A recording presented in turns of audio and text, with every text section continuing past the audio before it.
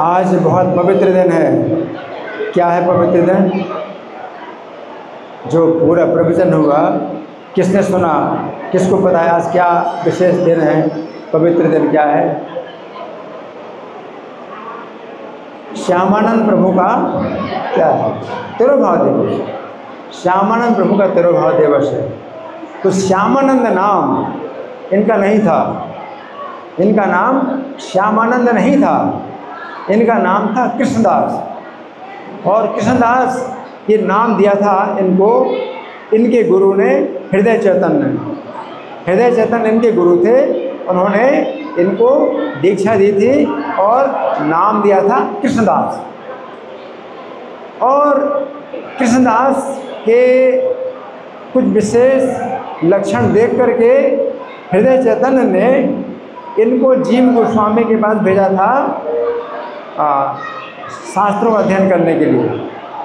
साथ साथ दूसरा कारण ये भी था कि हृदय चैतन्य भगवान के सखा भाव में थे। क्या थे? सखा भाव में। हृदय चैतन्य भगवान के सखा भाव में थे और हृदय चैतन्य ने इनको कृष्णदास के अंदर देखा कि इनके अंदर क्या है? सखी भाव।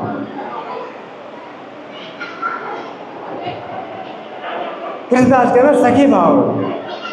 तो जो गुरु जो है अगर सखा भाव में स्थित हैं, उनका स्वरूप भगवान के सखा का है, तो वे जो है अपने शिष्य को उस दिशा में मार्गदर्शन नहीं दे सकते जो शिष्य भगवान की सखी भाव में विकसित हो रहा है।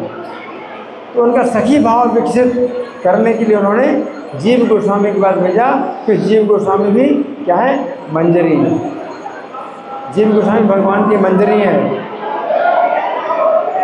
और ये जो कृष्णदास हैं ये भी भगवान की मंजरी है। तो जो भगवान की मंजरी है, मंजरी भाव है, तो वे दूसरे के अंदर भी मंजरी भाव का जो है मार्गदर्शन दे सकते हैं। तो जीव गोस्वामी के अधीनस्थ ये जो है सेवा कर रहे थे। और जो इनको नूपुर प्राप्त हुआ था, तो भगवान राधा रानी का नूपुर प्राप्त हुआ था। और जब राधा रानी को इन्होंने वो नूपुर पहनाया, तो राधा रानी को ये नूपुर नहीं पहना सकते क्योंकि पुरुष रूप में है, इनका शरीर पुरुष का है, तो राधा रानी को नूपुर नहीं पहना सकते। तो राधा रानी ने वृंदा देवी को आज्ञा दी कि इनको मेरा मंत्र प्रदान करो और मेरे कुंड में स्नान कराओ। तो वृंदा देवी इनको राधा मंत्र देती हैं और राधा कुंड में स्नान कराती हैं। तो इनका फिर रूप क्या हो गया? मंजरी का, कनक मंजरी का रूप हो गया। उस रूप में फिर राधा रानी के चरण में वो नूपुर पहनाती है। इसके बाद फिर ललिता जी ने इनको ये आदेश दिया कि इस घटना का वर्णन केवल जीव गोस्वामी के अलावा और किसी को नहीं बता। ये जो घटना, ये राधा रानी का साक्षात दर्शन प्राप्त हुआ है और इनको जो है कनक मंजरी का स्वरूप प्राप्त हुआ और कनक मंजरी के स्वरूप में इन्होंने राधा रानी के चरण में नूपुर पहनाया। और राधा रानी ने उस नूपुर का चिन्ह इनके माथे में लगाया। तो राधा रानी ने इनको स्पर्श किया, इन्होंने राधा रानी को स्पर्श किया। ये सब बातें सबको नहीं बताई जा सकती। इनको कनक मंजरी का स्वरूप भी प्राप्त हुआ। तो ललिता जी ने कहा कि तुम ये घटना केवल जीव गोस्वामी के अलावा और किसी को नहीं पता। और जीव गोस्वामी को ही बताना और किसी को नहीं पता। तो जब जीव गोस्वामी ने वो देखा, जब आ रहे थे ये वहाँ से राधा रानी की कृपा प्राप्त करके, और नूपुर का चिन्ह माथे पर लगा हुआ था और छाती में श्यामानंद लिखा हुआ था। इनके हाथ में जो खुरपा था लोहे का, वो सोने का बन गया था। नूपुर के स्पर्श से उस लोहे का खुरपा क्या हो गया था? सोने का हो गया था। और इनके हाथ में श्याम सुंदर जी थे। राधा रानी ने अपने हृदय से प्रकट किए थे श्याम सुंदर जी, वो इनके हाथ में थे। और पूरा शरीर श्यामल शरीर था, वो गोरा शरीर हो। बहुत बड़े परिवर्तन हुए। तो बहुत बड़े परिवर्तन हुए और जीव गोस्वामी ने समझ लिया कि कोई विशेष लीला हुई है इनके साथ में।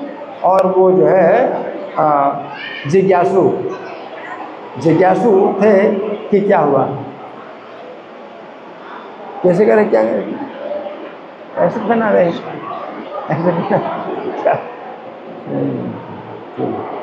गोस्वामी जो है कि विशेष जिज्ञासा थी और इन्होंने भी कहा कि ये घटना जो है मुझे केवल आपको ही बताना और किसी को नहीं बताना। मुझे आदेश मिला कि मैं आपको ही बताऊंगा। और जब जीव गोस्वामी को सब कुछ घटना बताई तो सोचिए, जीव गोस्वामी को ऐसा नहीं लगा कि देखो ये तो मेरा शिष्य है, मैं इसको पढ़ाता हूँ और इसको जो है कृपा प्राप्त हो गई और मुझे कृपा प्राप्त नहीं हुई तो उनको ईर्ष्या होती, कुछ इस प्रकार का अमर्ष होता। तो ऐसा नहीं था, बल्कि जीव गोस्वामी नृत्य करने लगे ये देख करके कि इनके ऊपर ऐसी कृपा प्राप्त हुई। तो जीव गोस्वामी के अंदर इतनी विनम्रता थी, है ना। फिर सामान्यतः यही होता है कि भाई हम आपसे सीनियर हैं, आप मुझसे जूनियर हैं, अभी कल के भक्त हो तुम और मैं तुमको शिक्षा दे रहा हूँ और तुम्हारे ऊपर कृष्ण ने जो है कृपा कर दी है और मैंने तो कृष्ण का दर्शन भी नहीं किया और आपके ऊपर कृष्ण ने कृपा कर दी, तो मुझे क्या लगेगा, भाई तो बहुत बुरा लगा और मेरा अपमान हो गया, तो अपने को अपमानित महसूस करें। लेकिन जीव गोस्वामी ने किसी प्रकार का जो है ऐसा भाव नहीं उनको हुआ। उनको जो है बहुत खुशी हुई कि श्यामानंद जो है, और श्यामानंद का जो नाम है ये भी इनको मिला है और नूपुर का तिलक मिला है। और फिर ये योजना बनाई कि कैसे अब जो है इस घटना को छिपाया जाए, क्योंकि घटना तो अब प्रकट होगी, नाम श्यामानंद, नूपुर का तिलक लग गया। तो इस घटना से अब तो बहुत लोगों को जिज्ञासा पैदा हो गई और कैसे हुआ, क्या हुआ, और छिपाएं तो फिर क्या, कुछ कहानी बनानी पड़ेगी। तो कहानी बनानी पड़ेगी, तो कहानी फिर जीव गोस्वामी ने इनके साथ मिल करके कहानी बनाई कि भाई क्या उत्तर देना है। तो क्या उत्तर देना है, हमारे गुरु महाराज हृदय चैतन्य आए थे सपने में, उन्होंने मुझको ये नाम दिया, ये नूपुर का तिलक का चिन्ह दिया। इस प्रकार से जो है कहानी बनाना पड़ा, ये कहानी बनाना पड़ा इस प्रकार से, है ना। लेकिन अब एक प्रश्न ये भी उठता है कि ये कहानी तो बनाई और इनको श्यामानंद को यही आदेश दिया था कि किसी को नहीं बताना, जीव गोस्वामी के अलावा किसी को नहीं बताना। तो फिर हम लोगों को कैसे पता चला? अब ये घटना हम लोगों को कैसे पता चली? इन्होंने तो केवल जीव गोस्वामी को ही बताया, तो हमको कैसे पता चली? तो जीव गोस्वामी ने हम लोगों को बताया, जीव गोस्वामी के द्वारा फिर पता चली, इन्होंने केवल जीव गोस्वामी को ही बताया। तो ये जो है विशेष जो है आज दिन है जो कि श्यामानंद प्रभु का तिरुभाव दिवस है। ऐसे दिन इनकी कृपा का द्वार खुला है और हम जितना इनके बारे में सुनते हैं, जितना बताते हैं और जितना चिंतन करते हैं, उतनी उनकी हमें कृपा प्राप्त होती है। श्री श्यामानंद प्रभु तिरुभाव तिथि महामहोत्सव की जय, श्रील प्रभुपाद की जय। हरे कृष्णा।